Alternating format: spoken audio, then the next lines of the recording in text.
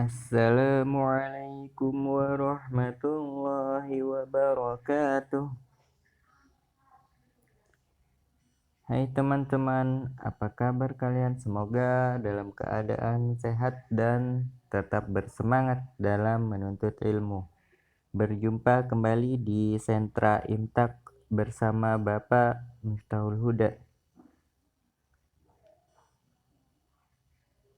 Teman-teman, sebelum memulai kegiatan, Bapak mengingatkan untuk terlebih dahulu membaca doa sebelum berkegiatan agar apa yang kita lakukan bisa mendapatkan barokah dari Allah Subhanahu wa taala.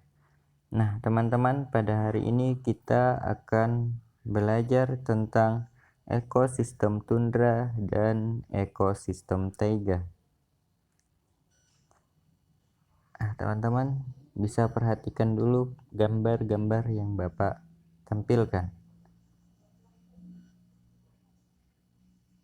Nah, dari gambar-gambar ini kita bisa mengetahui bahwasanya ekosistem tundra adalah segala komponen yang berada di daerah kutub atau daerah dengan es abadi, baik berupa makhluk hidup maupun benda mati yang keberadaannya saling mempengaruhi dan saling terikat.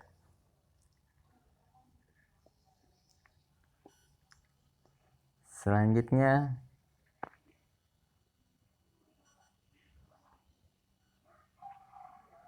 ekosistem taiga.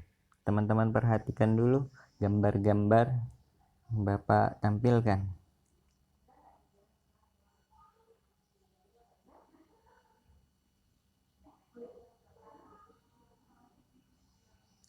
Nah, dari gambar-gambar ini kita bisa melihat ekosistem taiga adalah komponen yang ada di daerah dataran tinggi perbatasan antara daerah es dan juga daerah subtropis, baik berupa makhluk hidup ataupun benda mati yang keberadaannya saling mempengaruhi dan saling terikat. Di daerah taiga ini dikenal juga sebagai daerah hutan konifer, ya. Hutan yang tumbuhannya berupa pohon dengan daun lancip, ya, daun-daun kecil seperti pinus. Ya, begitulah tentang hutan taiga atau ekosistem taiga. Kebanyakan tumbuh di daerah-daerah dekat dengan kutub, ya, di daerah Rusia dan daerah-daerah yang berbatasan dengan kutub. Nah, itulah tentang ekosistem tundra dan taiga. Bapak hanya menyampaikan pengantarnya saja. Selebihnya teman-teman bisa mempelajarinya di sentra sains. Pada hari ini Bapak akan membahas tentang menghadirkan sikap ihsan. Ihsan sendiri adalah berbuat kebaikan, berbuat yang baik. Dalam hal apa? Kita bisa mendapatinya atau mendapat hujahnya ada di Quran surah Hud ayat 7. Teman-teman bisa melihatnya di Al-Quran surah Hud ayat 7. Dalam hal apa kita berbuat ihsan? Yang pertama, dalam beribadah kepada Allah Subhanahu wa taala. Yang kedua adalah menunaikan hak-hak makhluk.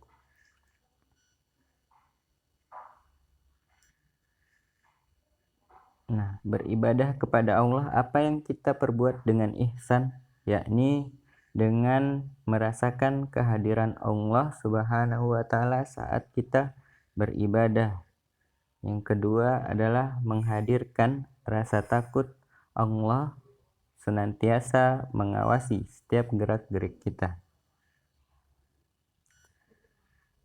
Selanjutnya adalah bagaimana kita menunaikan hak-hak makhluk dengan perbuatan ihsan. Yang pertama adalah berbuat baik kepada orang tua, menghormatinya, mentaatinya selama itu adalah sebuah kebaikan dan tidak bertentangan dengan aturan yang sudah Allah tetapkan. Yang kedua adalah menyenangkan kerabat dan meninggalkan apa yang membuat susah para kerabat kita. Yang ketiga adalah menjaga harta dan hak anak yatim. Yang keempat, memenuhi kebutuhan sandang dan pangan kaum duafa, orang-orang yang tidak mampu. Selanjutnya adalah melengkapi kekurangan Ibnu Sabil. Ibnu Sabil ini adalah orang yang berjalan menuntut ilmu. Yang selanjutnya adalah memberikan makanan kepada hewan apabila hewan itu merasa lapar. Apabila kita punya hewan ternak, maka berikanlah makanan saat dibutuhkan oleh hewan tersebut. Nah, yang terakhir adalah berbuat profesional dalam bekerja. Dalam kegiatan sehari-hari, dalam melakukan hal apapun, kita mengerjakannya dengan sungguh-sungguh dan dengan hasil yang terbaik. Nah, itulah ihsan dalam menunaikan hak-hak makhluk. Nah, teman-teman, selanjutnya kita mengambil hikmah dari nama-nama Allah Subhanahu wa Ta'ala, atau yang biasa disebut dengan Asmaul Husna. Yang pertama adalah Allah itu Al-Ahad, artinya yang Maha Esa. Apa yang kita bisa ambil dari hikmah Al-Ahad? Kita harus meyakini bahwasanya Allah itu Esa, tidak berbilang, tidak bertambah, dan tidak berkurang. Yang selanjutnya adalah As-Samad, artinya yang maha dibutuhkan atau tempat meminta. Jadi Allah Subhanahu wa Ta'ala adalah tempat kita memohonkan segala keinginan kita, karena Allah itu mengabulkan segala permintaan hambanya. Yang selanjutnya adalah Al-Qadir, artinya yang maha kuasa. Allah berkuasa terhadap makhluknya.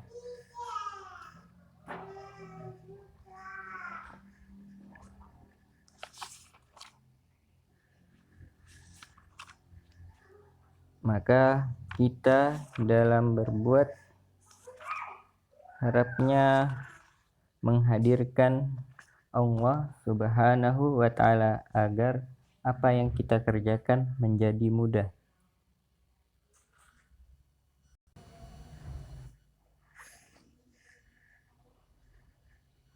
Nah, selanjutnya kita menambah kosakata bahasa Arab kita.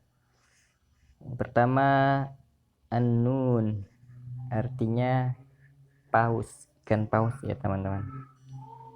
Selanjutnya As-Salju, artinya salju. As-Salju artinya salju.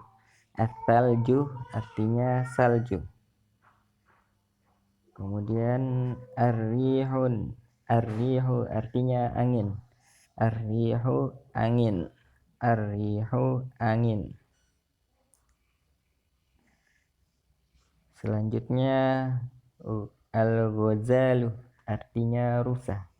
Al-Ghazalu rusa. Al-Ghazalu rusa. Selanjutnya Al-Wazzu, artinya angsa. Al-Wazzu angsa, artinya angsa. Al-Wazzu angsa. Nah, teman-teman, inilah kosakata bahasa Arab kita yang kita tambahkan di hari ini.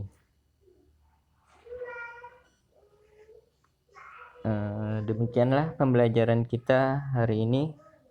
Semoga ada manfaatnya. Apabila ada kekurangan, Bapak mohon maaf. Wabillahi taufiq wal hidayah. Wassalamualaikum warahmatullahi wabarakatuh.